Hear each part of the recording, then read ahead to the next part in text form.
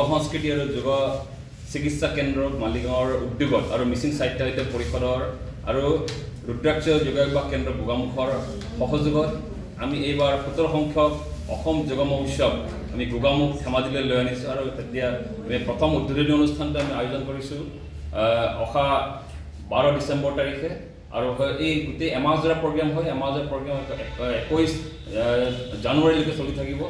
আমি গোগামুখৰ যোনটো উদ্বোধনী অনুষ্ঠানত মুখ্য অতিথি হিচাপে উপস্থিত থাকিব অসমৰ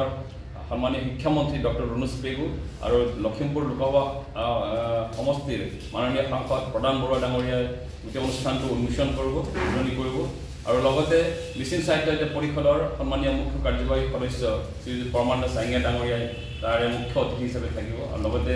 জিলা উপায়ুক্ত অংকুৰ ভৰালী থাকিব আৰু আমাৰ জেডপিচি চেয়াৰমেন আমাৰ মোহন গগৈ ডাঙৰীয়া সেইদিনাখন উপস্থিত থাকিব আৰু কেইবাজনো বিশিষ্ট অতিথি থাকিব অসমৰ বিভিন্ন ঠাইৰ পৰা আমি অতিথি নিমন্ত্ৰণ কৰিছোঁ যিসকল যোগপ্ৰেমী যোগ অভ্যাস কৰে তেখেতলোকে আহিব আৰু বিশিষ্ট আমাৰ বিশেষ এটা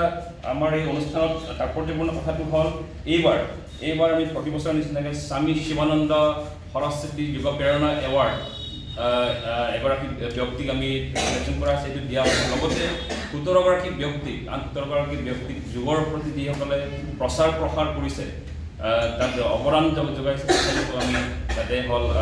সমূহকে সম্বৰ্ধনা জনাম আৰু তেখেতলোকক আমি পুৰস্কৃত কৰিম আৰু লগতে সেইদিনাখন উদ্বোধনী অনুষ্ঠানৰ লগতে আমাৰ বিভিন্ন ধৰণৰ অনুষ্ঠানবিলাক যোগৰ যি অনুষ্ঠান আছে তেখেতলোকৰ মাজত কম্পিটিশ্যন হ'ব প্ৰতিযোগিতা হ'ব তাতে যোগৰ কৰ্মশালা হ'ব তিনিদিনীয়া বিনামূলীয়া যোগ চিকিৎসা আৰু কৰ্মশালা অনুষ্ঠিত কৰা হ'ব তাৰ যোগৰ ৰেলী কৰা যাব ৰাতিপুৱা সময়খিনি